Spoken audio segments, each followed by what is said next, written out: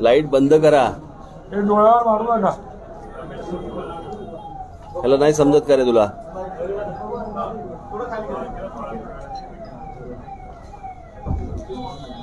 चल रे बसा बसा चला. हां चल बोला.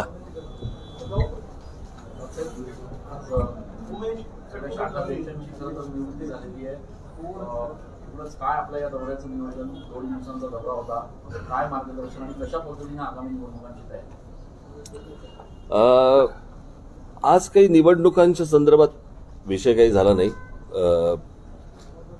बरेच दिवस शाखाध्यक्षांच्या नेमणुका काही ठिकाणी अनेक ठिकाणी राहिल्या होत्या. शहर अध्यक्ष पदाची त्याची नवीन नेमणूक करण्यात आली. दिलीप दातीर यांना शहर अध्यक्ष करण्यात आले आणि इतरही जिल्हाध्यक्ष शाखाध्यक्ष यांच्या नेमणुका केल्यात. अजून एक आठवड्याभरात 15 दिवसात मी परत येणार आहे. आम्ही सगळेजण परत येणार आहोत आणि मग त्याच्यानंतर त्या शाखाध्यक्ष उपशाखाध्यक्ष गटाध्यक्ष यांच्या बैठका होतील आणि बाकीच्या यंत्रणा सगळी सांगितली जाईल. निवडणुकांना वेळ अजून. कुठल्या गोष्टींवर फोकस केला जातो? कारण आपल्या काळात बरेच कामं शहरात झालेले आहेत. मी तुम्हाला हे पुढल्या बैठकीच्या वेळेला सांगू शकेन की मी आज त्यांना काय सांगितलंय ते.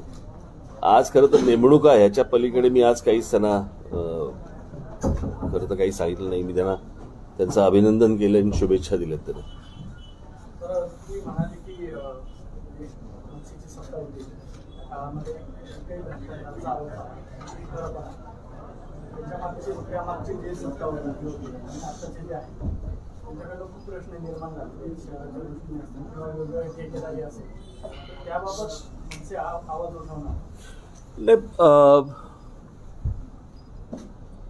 कसं आहे, शेवटी ही यंत्रणा जी आहे, महानगरपालिका असेल किंवा राज्य सरकार असेल किंवा काही कुठची यंत्रणा, ही लोकांसाठी असते ना.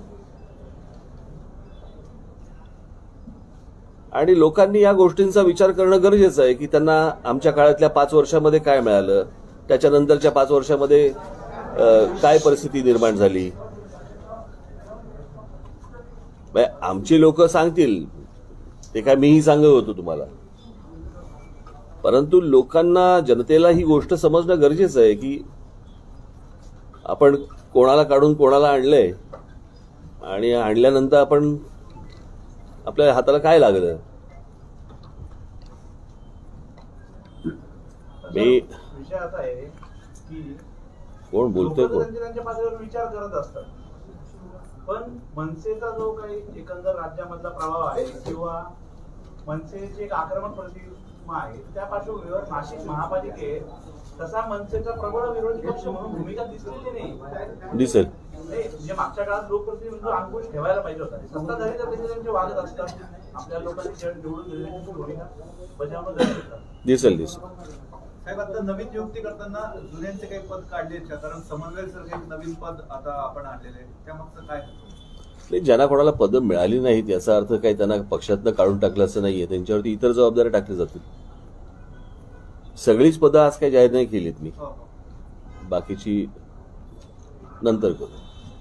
काल मंत्रिमंडळ बैठकीमध्ये निर्णय झालाय की येणाऱ्या निवडणुकांमध्ये बहुसदस्यीय प्रभाग पद्धती असणार आहे. आपण कसं बघतो त्या या विषयामध्ये 5 वर्षापूर्वी देखील मी या विषयाबद्दल बोललो होतो. पुन्हा एकदा सांगतो.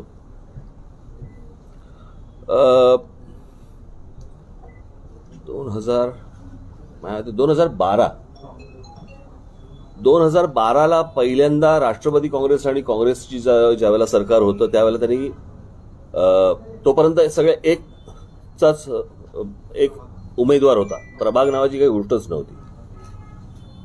त्यावेळेला त्यांनी 2चा 1 प्रभाग अशी नवीन पद्धत सुरू केली. त्याच्यानंतर भारतीय जनता पक्षाचं ज्यावेळेला आणि शिवसेनेचं ज्यावेळेला सरकार आलं त्यावेळेला त्यांनी 4चा प्रभाग केला. आता हे परत ज्यावेळेला 3घांचं सरकार आले त्यावेळेला त्यांनी प्रस्ताव निवडणूक आयोगाकडे दिला होता, तो 1चा प्रभाग 1 परत एकच उमेदवार तिकडे पाहिजे म्हणून. त्याप्रमाणे निवडणूक आयोगाने देखील राज्य सरकारला जे कळवले त्याप्रमाणे एक उमेदवारच उभा करायचं झालं. आता परत काल ह्यांनी ठरवलंय की परत 3चा प्रभाग करायचा. मुळात अशी कुठचीही पद्धत नाहीये देशात.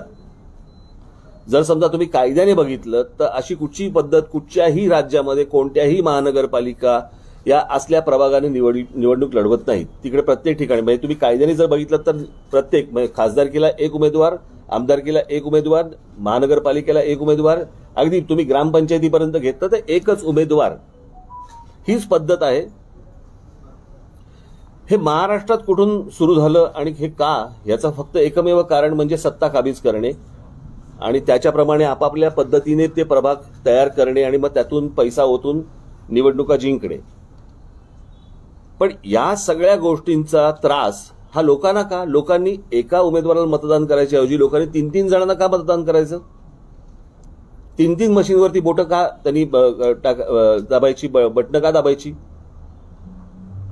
म्हणजे सर्व लोकांना, जनतेला गृहीत धरायचं आपल्याला हे योग्यच नाही, हे कायदेशीर नाही. खरं तर निवडणूक आयोगाने ह्याच्यावरती ऍक्शन घेतली पाहिजे की भारतामध्ये असे कुठे, हा एक देश आहे, महाराष्ट्र वेगळा काढला आहे, महाराष्ट्रामधला कायदा वेगळा आहे आणि देशाचा कायदा वेगळा आहे, असं काय आहे का? मग हे 2चे प्रभाग, 3चे प्रभाग, 4चे प्रभाग, हे कसला खेळ चालू आहे हा? उद्या तुम्ही 3-3 आमदारांचा एक प्रभाग करणार आहात का? की 3-3 खासदारांचा एक प्रभाग करणार आहात का? म्हणजे खाली ग्रामपंचायतीला नाही चालत, तिकडे चालतं, तिकडे एक उमेदवार, जिल्हा परिषदेला एक उमेदवार, महानगरपालिकेला फक्त प्रभाग, आणि हे ह्यांच्या फक्त फायद्याचं. मला असं वाटतं लोकांनी, माझी राजकीय पक्ष म्हणून आम्ही सगळ्या आवाज उठवू वगैरे सगळ्या गोष्टी करू, परंतु माझी विनंती आहे लोकांना, जनतेला, की लोकांनी कोर्टात जावं, लोकांनी निवडणूक आयोगाकडे जावं. एक तर हे तुम्ही जर बघत आलात तर 2चा प्रभाग असेल किंवा 3-4चा प्रभाग असेल किंवा 3चा, आता हे 3 म्हणतात, पण हे कुठचाही नगरसेवक दुसऱ्या नगरसेवकाला काम करू देत नाही. एखाद्याने जर समजा एखाद्या ठिकाणचा प्रस्ताव टाकला तर दुसरा त्याला विरोध करतो, म्हणजे प्रभागामध्ये कामं होत नाहीत. उद्या लोकांनी जर समजा ठरवलं की मला नगरसेवकाला भेटायचंय, तर कोणत्या नगरसेवकाला भेटायचं त्यांनी? म्हणजे पूर्ण निवडणुकीची थट्टा करून ठेवली या लोकांनी, फक्त हे महानगरपालिकेला. आणि ह्याच्यावरती लोक कोणी बोलत नाही, जनता कोणी बोलत नाही. ठीक आहे, आम्ही बोलतोय. माझी विनंती आहे जनतेला की हे जे तुम्हाला गृहीत धरणं जे चालू आहे ह्याच्या विरोधात लोकांनी कोर्टात गेलं पाहिजे. बरं, आम्ही गेलो की त्याला राजकीय वास येतो.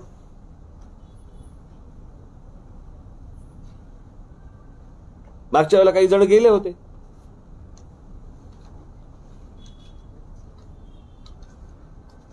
मला हे काही योग्य नाही ही गोष्ट.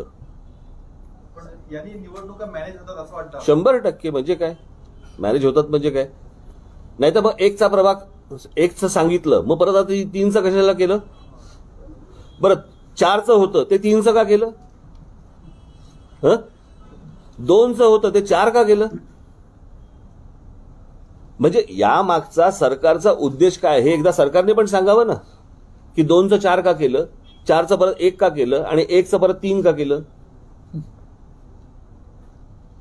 म्हणजे गेल्या साधारणपणे 10 वर्षामधला हा सगळा खेळ सुरू आहे महाराष्ट्रामध्ये आणि आपण उघड्या डोळ्यांनी फक्त बघत राहायचं. साहेब, आपण जो नागरिकांचे प्रश्न खूप आहेत महाराष्ट्रामध्ये असेल किंवा शहर पातळीवरचे असतील, ग्रामीण भागातले असतील, परंतु विरोधक असतील किंवा सत्ताधारी असतील तुमच्याकडनं एकमेकाचे खंजीर खुपसणं, कोथळा बाहेर काढणं, काय चालू आहे मला कळतच नाही. मला हे किती वैयक्तिक पातळीवरती जायचं आणि काय काय करायचं मला, म्हणून मी त्याच्यावरती प्रतिक्रियाच नव्हती दिली कुठची. कळलं का? काय साप काय बेडूक काय सगळा झू करून टाकलाय सगळा.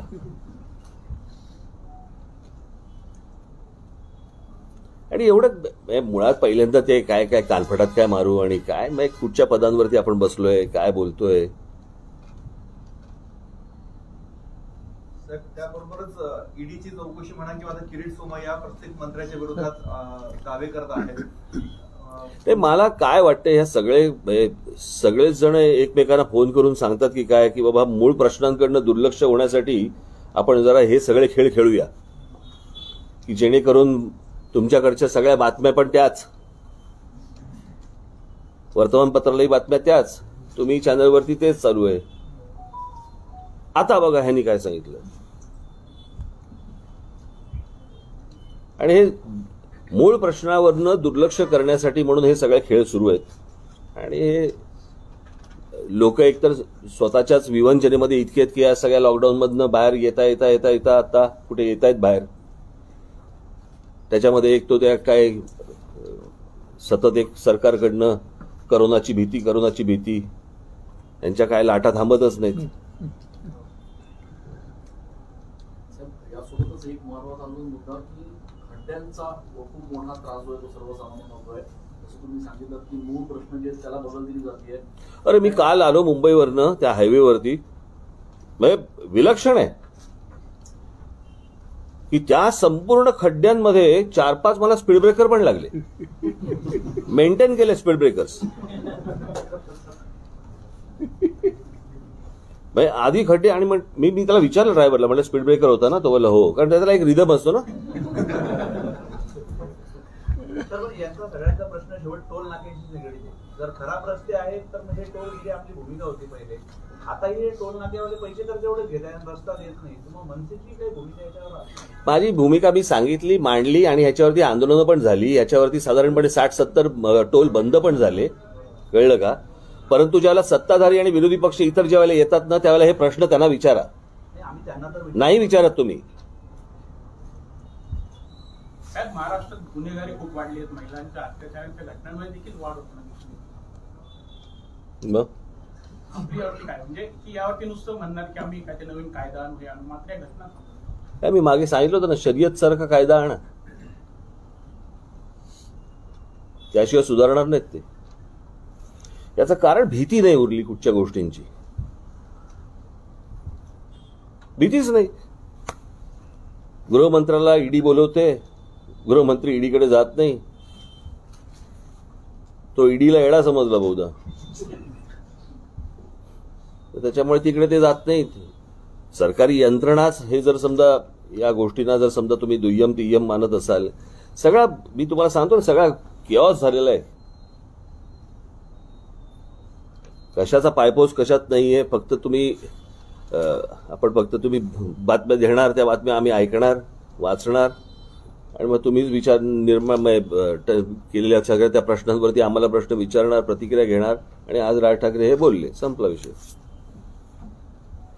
चला. तुम्ही कार्यकर्त्यांना शबरीच्या बोराचं उदाहरण दिलं काय? नाही रे, विनोद होता रे तो. माझे विनोद पचतात, लोकांचे पचत नाहीत, म्हणून अंगाशी येतात त्यांच्या. लोकांच्या म्हणजे नेमके कोणाचे? ते सगळ्यांचेच ना, बाकीचे माझ्यासारखे विनोद करायला जातात आणि फसतात. मोदींनी 5 राज्यांचे बदललेले आहेत, 5 राज्याचे मुख्यमंत्री बदलले मोदींनी. काही फरक पडेल असं वाटतंय का एकूणच देशाच्या राजकारणावर? तो त्यांचा वैयक्तिक विषय, पक्षाचा विषय येतो. आता तो पडेल का नाही पडेल हा ते बघतील.